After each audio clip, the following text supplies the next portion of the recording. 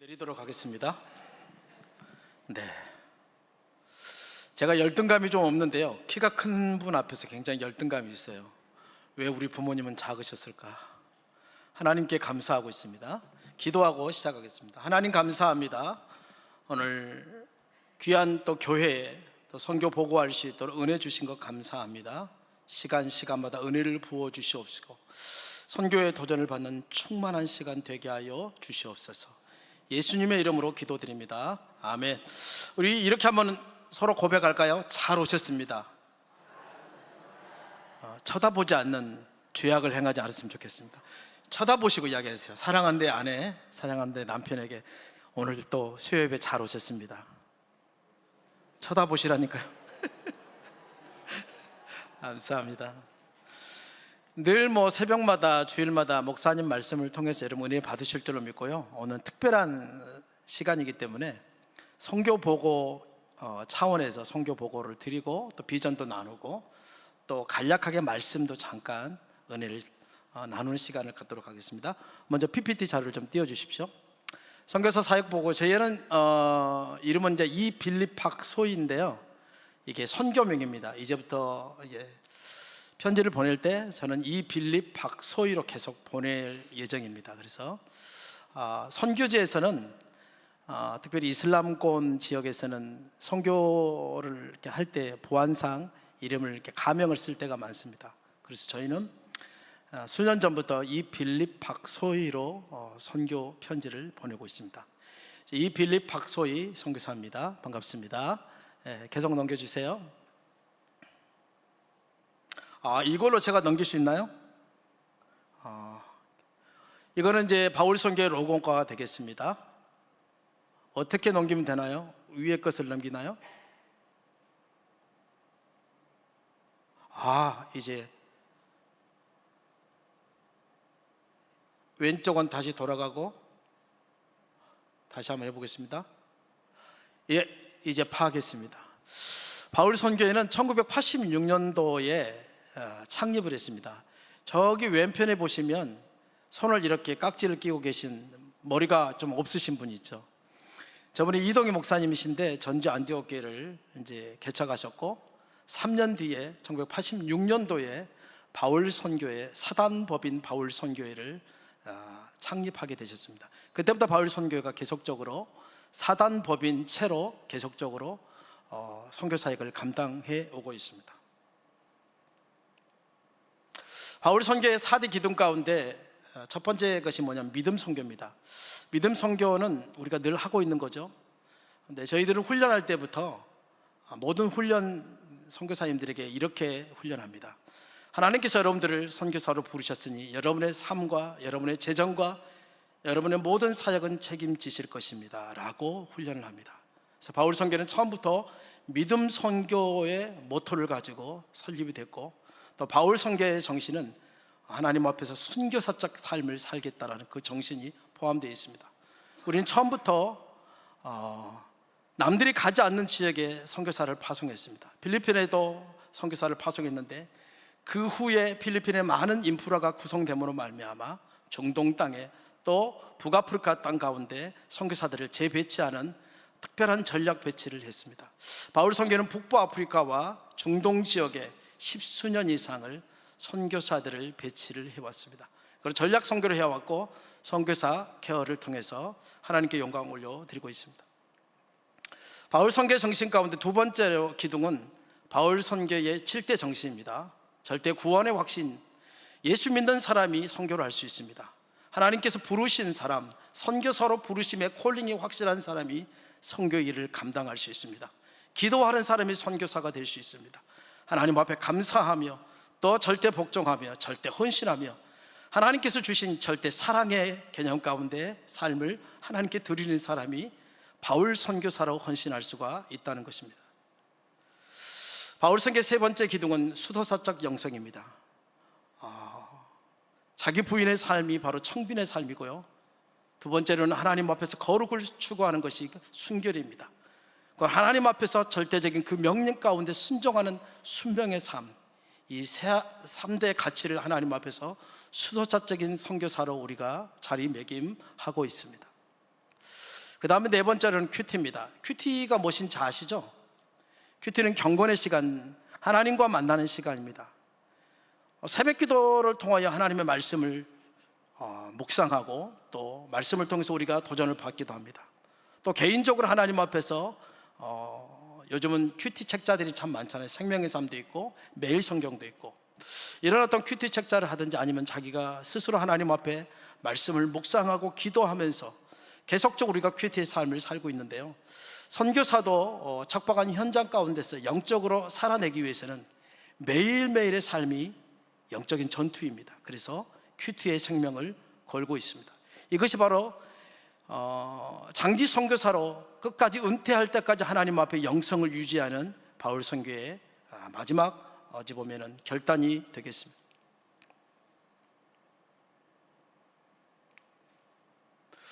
바울 선교사는 86개국에 476명의 선교사를 파송했습니다. 그런데 그 가로 열고 보면 73명의 현지인 선교사도 포함되어 있습니다. 필리핀에서 우리 바울 선교의 현지인 선교사 훈련원이 있습니다. 거기서 지금 많은 사람들이 훈련받았고, 지금 73명의 숫자가 현지인들이 파송되어서 또 아프리카 지역 가운데, 또 유럽 가운데, 또 중동 지역 가운데, 아시아 지역 가운데 그들이 쓰고 있는 언어를 가지고 사역을 감당하고 있습니다. 선교사 훈련을 잠깐 소개하겠습니다. 제가 얼마 전까지 4년의 기간 동안 바울 선교에서 국내 훈련원장을 섬겼습니다. 예전에는 6개월 국내 훈련, 해외는 8개월 그랬습니다. 코로나 이후로 정책이 좀 바뀌었는데요, 4개월로 축소되었고 해외 훈련은 6개월로 축소가 되었습니다. 그래서 총 10개월 훈련을 받으면 바울 선교사로서 파송을 받게 되는 것입니다. 2년 전부터 이제 저가 훈련할 때부터 생겨났는데요, 헤브론 온영학교라고 혹시 들어보셨나요?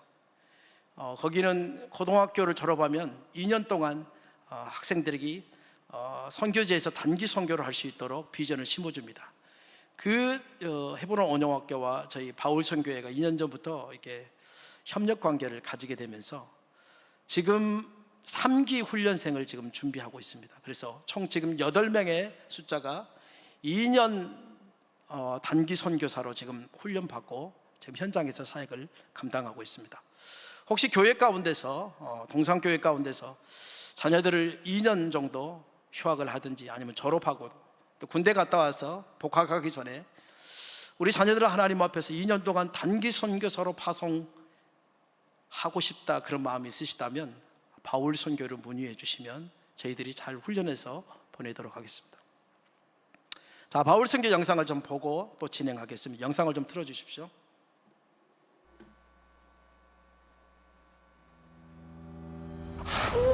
한 사람도 예수 안 믿어버리면 이때가 이것이 더 급하다고 말이에요. 무엇이 급하겠어요? 이 몸 바쳐 주님께 드리면 내 몸까지 바쳐야 되잖아.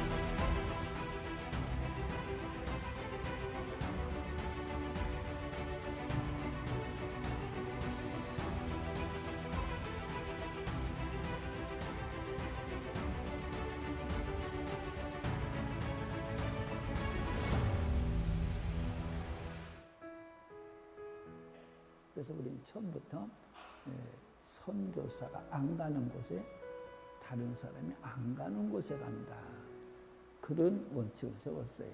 하나님께 기도하고 하나님이 인도대로만 하자, 기도 무릎 선교하자, 그런 자세로 출발했어요.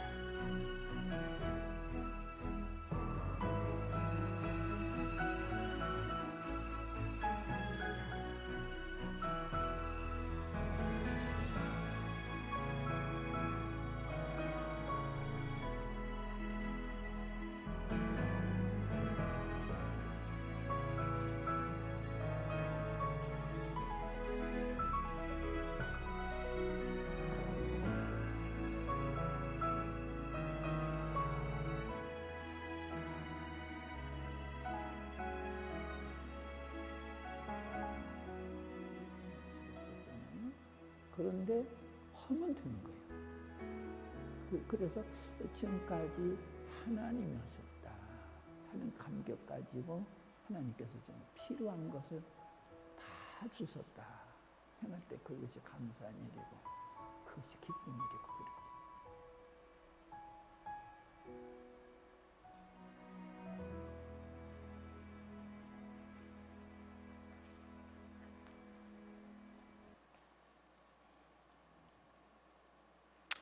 우리 같이 다시 한번 말씀을 보겠습니다. 같이 한번 읽겠습니다. 오직 성령이 너희에게 임하시면 너희가 권능을 받고 예루살렘과 온 유대와 사마리아와 땅끝까지 이르러 내 증인이 되리라 하시니라. 아멘.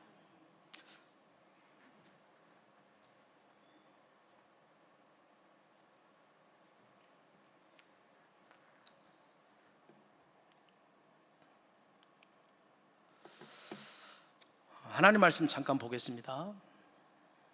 사도행전 1장 8절 말씀 여러분 잘 아시는 내용입니다. 중요한 것은 하나님의 일을 감당할 때 하나님께서는 성령을 기름 부어 주셔서 하나님의 때에 사람들을 일으키시고 당신의 사역을 진행하신다는 거예요.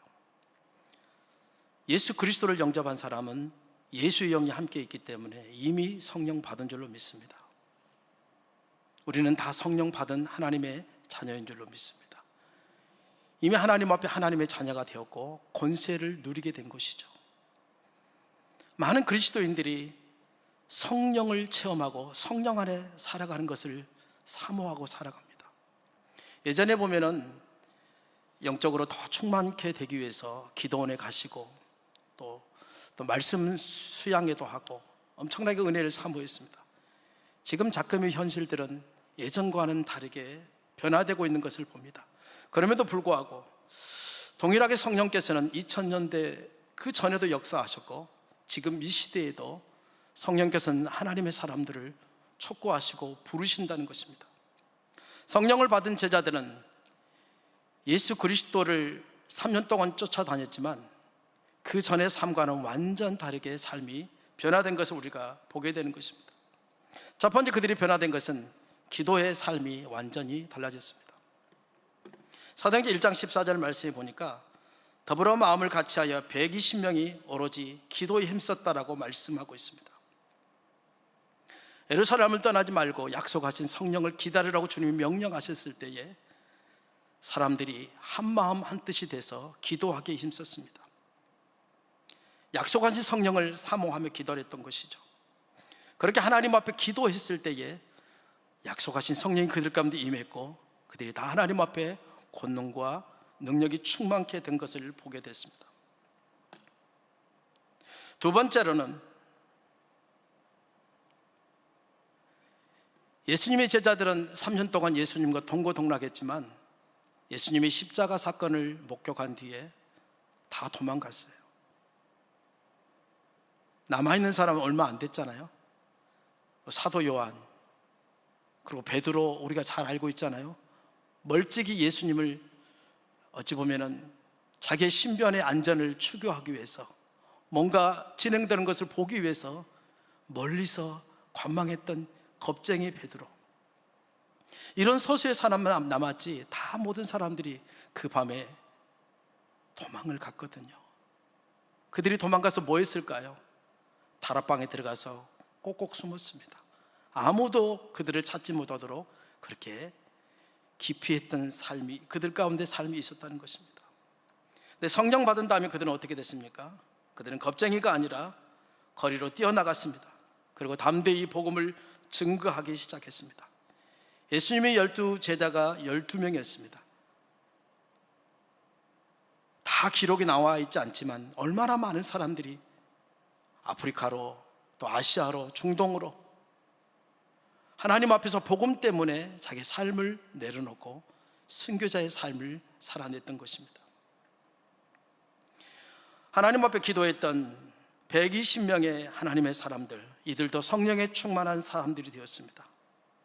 그들은 복음 때문에 예루살렘과 온 유대와 사마리아와 땅끝까지 복음을 증거하는 복음의 증인의 삶을 살아간 줄로 믿습니다. 같이 한번 읽어볼까요? 성령 받은 사람은 뜨거운 열정이 있다. 여러분의 마음 가운데 뜨거운 열정이 있으시나요? 그렇다면 감사하시기 바랍니다. 그 열정을 계속적으로 유지하셨으면 좋겠습니다. 그리스도의 영이 우리 안에 충만케 역사하면 우리는 뜨겁게 될 수밖에 없습니다. 내 가슴을 아무리 만져봐도 뜨거운 열정이 없다면 그것은 우리 가운데 문제가 되는 것입니다. 그리스도께서 생명이시고 성령께서 영으로 충만케 하시는데 내 속사람이 충만하지 못한다는 것은 문제가 되는 것이죠. 그리스도의 열기로, 성령의 열기로 내 영혼이 뜨거워지는 역사가 있었으면 좋겠습니다. 여러분, 하나님의 사람들 가운데 우리 스테반 집사님 잘 알잖아요. 그가 성령을 충만히 받았습니다. 그는 사도도 아니었어요. 그냥 집사님이었어요. 사도행전 7장의 내용을 보면 그가 얼마나 적나라하게 많은 사람들 앞에서 복음을 증거하고 있습니까? 구약에 능통한 사람이 됐어요. 그가 이렇게 선포합니다. 목이 걷고 마음과 귀에 할례를 받지 못한 사람들아, 너희도 너희 조상과 같이 항상 성령을 거스르는도다. 이것이 그가 마지막에 그들 가운데 선포한 메시지였어요. 이 메시지를 듣고 사람들이 귀가 너무너무 아파가지고 이가 갈려가지고 어떻게 됩니까? 스테반을 죽이려고 작정하는 거예요. 담대히 복음을 전했어요. 사람과 타협하지 않았어요. 선교사로 하나님 앞에 부름받은 스테반 집사님은 담대히 복음을 증거했습니다. 그 복음을 증거하면 그는 맞아 죽을 것을 알고 있었어요. 그럼에도 불구하고 그 부르심 가운데 순교자의 삶을 선택했습니다. 이 땅에 많은 사람들이 예수 그리스도를 알지 못합니다. 모든 그 비그리스도인들은 성령을 알지 못하고 있습니다. 성령을 거스리며 살고 있습니다. 죄된 삶 가운데 살고 있습니다. 사망의 덫에 갇혀서 소망이 없는 상태 가운데 살고 있습니다. 그 영혼들을 그리스도의 복음으로 우리가 충만케 시키는 그 거룩한 부르심 가운데 우리가 순종해야 되지 않겠습니까? 사랑하는 내 친척 누구가, 내 친구 누구가 아직도 예수님을 알지 못하고 있다면 생명 대신 그 예수 그리스도를 우리가 담대하게 증거하는 것이 마땅히 예수 믿는 사람들의 특권이고 책임이 아니겠습니까? 여러분, 사도 바울 선생님 잘 아십니다. 사도 바울 선생님은 예수님을 핍박했던 핍박자였습니다. 그는 그렇게 삶을 살다가 사람들에게 버림받을 운명이었습니다. 주님을 직접 다메섹 도상에서 목격하게 됩니다. 그리고 그의 삶의 목표가 달라졌습니다. 가치관이 바뀌었습니다. 그리스도 알기 전의 삶은 쓰레기 같은 삶이었다고 그가 고백합니다. 배설물과 같이 여겨졌다고 그랬습니다. 예수 그리스도를 알고 예수님과 동행하는 삶은 그를 가장 고귀한 삶으로 인도하였고 그는 가치 있는 삶을 살게 되더라고 사람들에게 선포하는 것입니다. 사도행전 9장 20절 말씀에 우리 같이 한번 읽어보겠습니다. 사도행전 9장 20절 말씀 같이 읽습니다. 즉시로 예수가 하나님의 아들이심을 전파했다. 아멘. 여러분, 예수 그리스도가 하나님의 아들이심을 즉시로 전파하는 사도 바울을 여러분 아실 것입니다. 사람과 타협하지 않았어요. 핍박자로서 사람들에게 오해받았어요. 그런데 복음을 깨닫고 바로 삶을 하나님 앞에 드린 것은 복음 증거의 삶이었습니다. 즉시로 예수 그리스도가 하나님의 아들이심을 전파하며 삶을 드렸다는 것입니다. 따라서 봅시다. 즉시로 예수 그리스도가 하나님의 아들이심을 전파합시다. 아멘.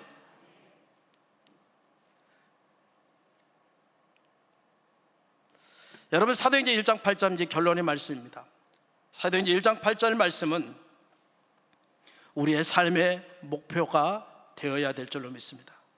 우리가 살아야 될 이유는 바로 사도행전 1장 8절입니다. 오직 성령이 너에게 임하시면, 너희가 예수 믿었으면, 예수님의 제자이면 예루살렘과 온 유대와 사마리아 땅 끝까지 이르러 주의 증인된 삶을 살라고 주님이 이 밤에 말씀하고 계시는 줄로 믿습니다. 사도행전 1장 8절 말씀은 대위임명령이고 지상명령입니다. 가장 큰 명령이 위임명령입니다. 예수님께서 마지막 유언으로 남겨주신 말씀이 바로 모든 족속으로 제자를 삼으라는 말씀인 줄로 믿습니다. 지상명령입니다. 그것은 무조건적으로 순종해야 될 명령인 줄로 믿습니다. 이것은 선택 과목이 아닙니다. 필수 과목입니다. 대학에서 다 공부하셨잖아요.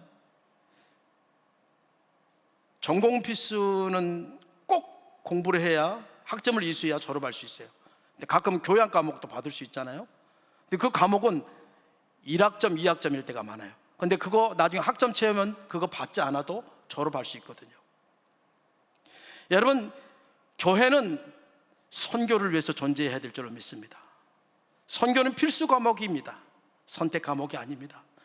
이미 교회를 창조할 때부터, 교회가 설립될 때부터 예수님께서는 선교의 과목 우리 가운데 교회 안에 심어 준 줄로 믿습니다.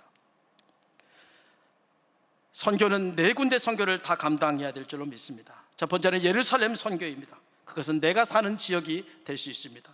여러분들이 살고 있는 이 전주 지역이 바로 예루살렘입니다. 온 유대는 대한민국을 의미할 수 있겠습니다. 사마리아는 특수 선교입니다. 장애인 선교가 될 수 있습니다. 어떤 사람들은 이것을 북한 선교도 포함되고 있습니다. 세계 선교는 모든 민족에게 복음을 증거하는 것입니다. 세계 선교를 감당하기 위해서 세계 인구가 얼마나 된 줄 아시죠? 80억 인구입니다. 그리고 2만 4천 종족이 된다고 합니다. 하나님의 마음은 이 80억 인구 가운데 꽂혀 있습니다. 천지를 창조하실 때부터 하나님께서는 온 인류를 구원하기 위하여 아담을 만드셨고, 또 그 후에 노아를 하나님께서 언약을 체결하셨고, 아브라함 때 하나님께서 그 아브라함과 언약을 체결하시고 온 열방에 복 주시기 위해서 하나님께서는 그의 마음 가운데 계획을 준비하셨다는 것이죠. 그 하나님 나라의 복이 지금 우리에게 임한 줄로 믿습니다. 자, 마지막입니다. 같이 한번 읽어보겠습니다. 마태복음 28장 18절로 20절 말씀입니다. 이 말씀 여러분 잘 아시죠? 너희는 가서 모든 족속으로 제자를 삼아 아버지와 아들과 성령의 이름으로 세례를 주고 어떻게 하라고 했죠? 내가 분부한 모든 것을 가르쳐 지키게 하라고 말씀을 주셨습니다.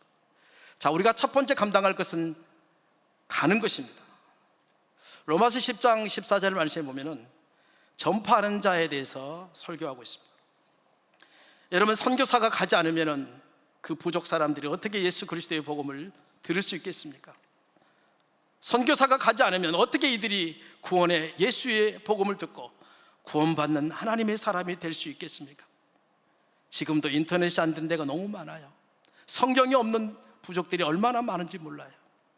선교사가 가지 않으면, 직접 그들에게 복음을 증거하지 않으면 그들은 그렇게 조상적부터 그 동네에서 살다가 수백 년 동안, 수천 년 동안 그렇게 삶을 살다가 멸망길로 떠나갈 것입니다. 선교사가 가지 않으면, 지금도 선교사가 가야만 그들 가운데 복음이 증거되어지고 예수 믿고 구원받게 된다는 것입니다. 모든 족속이 예수 그리스도를 믿고 구원받는 것이 하나님의 뜻이고, 하나님 앞에 영적 제자로 세워지는 것이 하나님 나라의 목적이고, 그것을 이루기 위하여 당한 선교가 시도되어야 된다는 것입니다. 궁극적인 목표는 무엇입니까? 아버지와 아들과 성령의 이름으로 그들 가운데 세례를 주고 가는 곳마다 주님의 교회가 개척되는 것입니다. 그리고 그 땅에서 현지인 선교사들이 일어나고 그 땅의 부족들을 책임지고 열방 가운데 복음을 증거하는 하나님의 사람들로 그 땅에 가득 차게 하는 것입니다. 이것이 선교 전략이 되어야 될 줄로 믿습니다. 두 번째로는 보내는 것입니다. 여러분, 수리 안디옥 교회가 누구를 파송했죠? 바울과 바나바예요. 바울과 바나바는 어떤 사람이었습니까? 수리 안디옥 교회 담임 목사님이셨어요. 담임 목사직을 감당하고 있는 분들이었어요. 그런데 교회가 어떻게 파송했죠? 하나님 앞에 금식하며 기도하며 파송했어요. 아멘.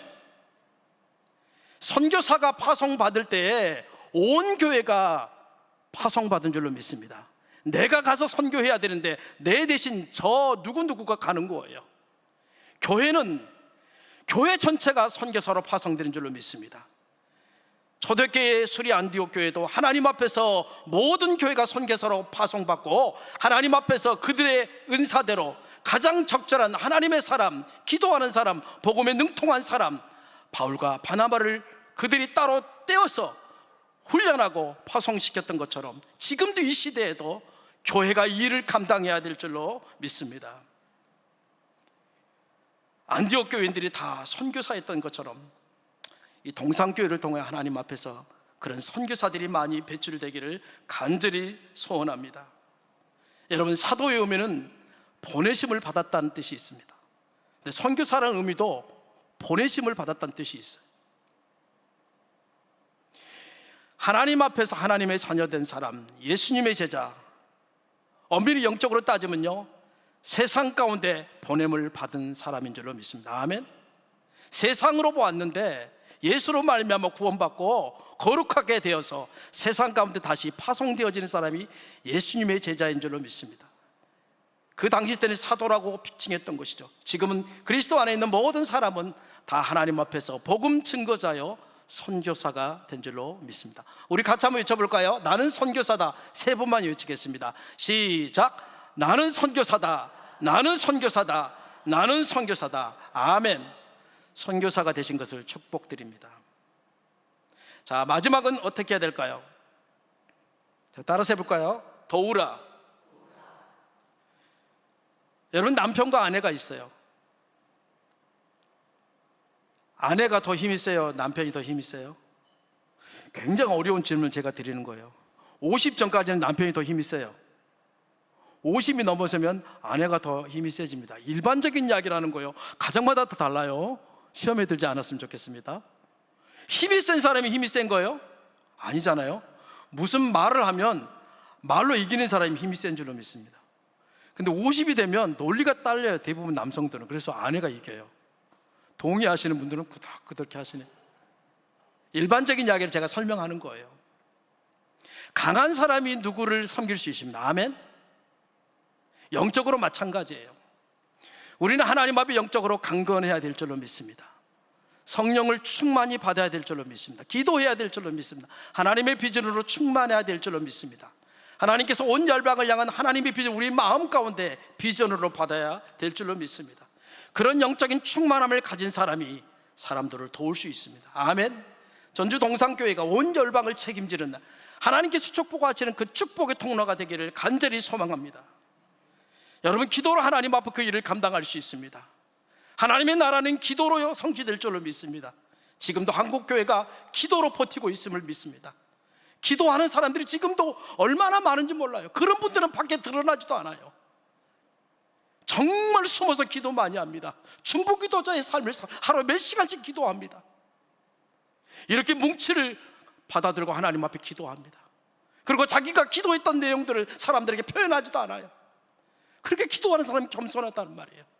이 교회도 하나님 앞에 그렇게 기도하는 하나님의 사람들이 76년 동안 이 교회를 지키고 있었기 때문에 이 교회가 지금껏 성장하고 부흥하게 된 줄로 믿습니다. 이 기도가 이제는 이 전주장을 넘어서 전 열방 가운데 기도의 불길이 퍼져나갔으면 좋겠습니다. 여러분, 시간을 정하여 하나님 앞에 기도해 주십시오. 릴레이 기도로 기도해 주십시오. 기도의 골방을 채워 주십시오. 나는 시간이 바빠서 기도할 시간이 없어요. 그런 분들은요, 다른 방법이 있어요. 그런 분들은 또 다른 은사가 있네요. 선교지에 직접 방문할 수도 있어요. 단기 선교사로 권사님, 장로님, 집사님들이 한 팀이 돼가지고 가실 수도 있어요. 또 어떤 분들은 나는 바빠가지고, 그런 분들은 헌금을 또 많이 하실 때가 있어요. 그러면 하나님 앞에 기도하면서, 하나님, 이번 기회에 저 선교사님 놓고 기도하는데 하나님께서 감동 주셔서 감사합니다. 하나님, 저 선교지에 아직 센터가 없다고 합니다. 구제를 해야 되는데 애들이 밥을 굶고 있다고 합니다. 하나님, 구제 헌금을 보낼 수 있도록 길을 열어 주십시오. 우리 마음 가운데 하나님께서 소원을 주신 줄로 믿습니다. 따라서 해볼까요? 선교는 하나님의 감동으로 하는 것입니다.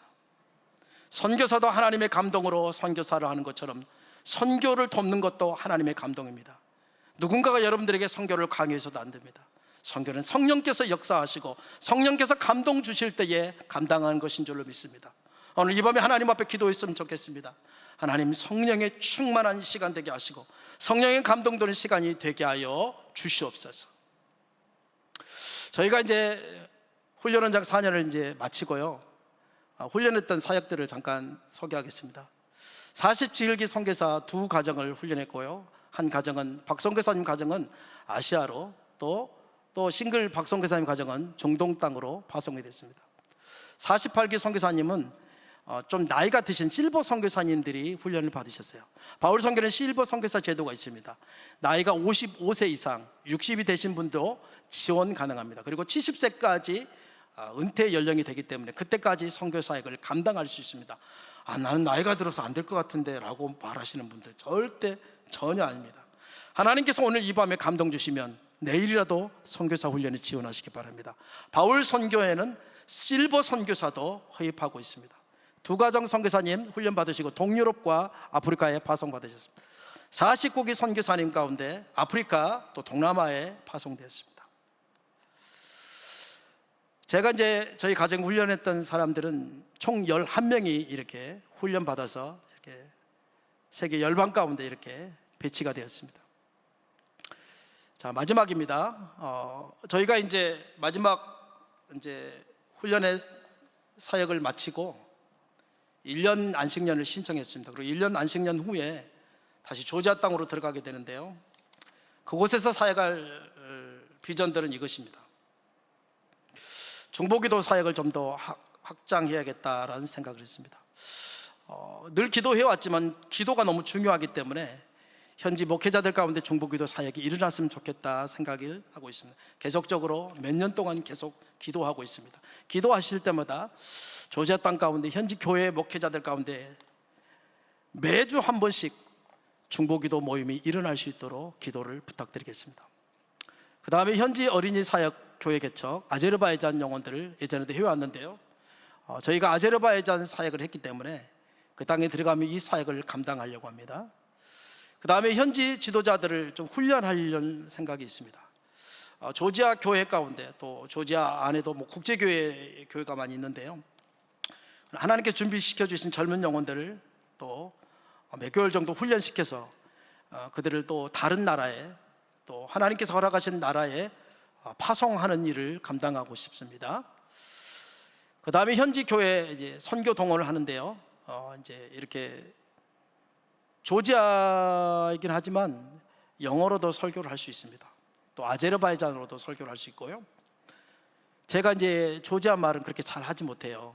아제르바이잔 사역을 했기 때문에. 그래서 조지아 사람들하고는 이렇게 소통 정도밖에 할 수 없는데 하나님께서 준비시켜 주셔서 또 설교를 통하여 또 선교 동원이 일어났으면 좋겠습니다. 자, 마지막입니다. 제 아내가 이제 지금 상담 공부를 이제 대학원 과정을 마쳤는데요.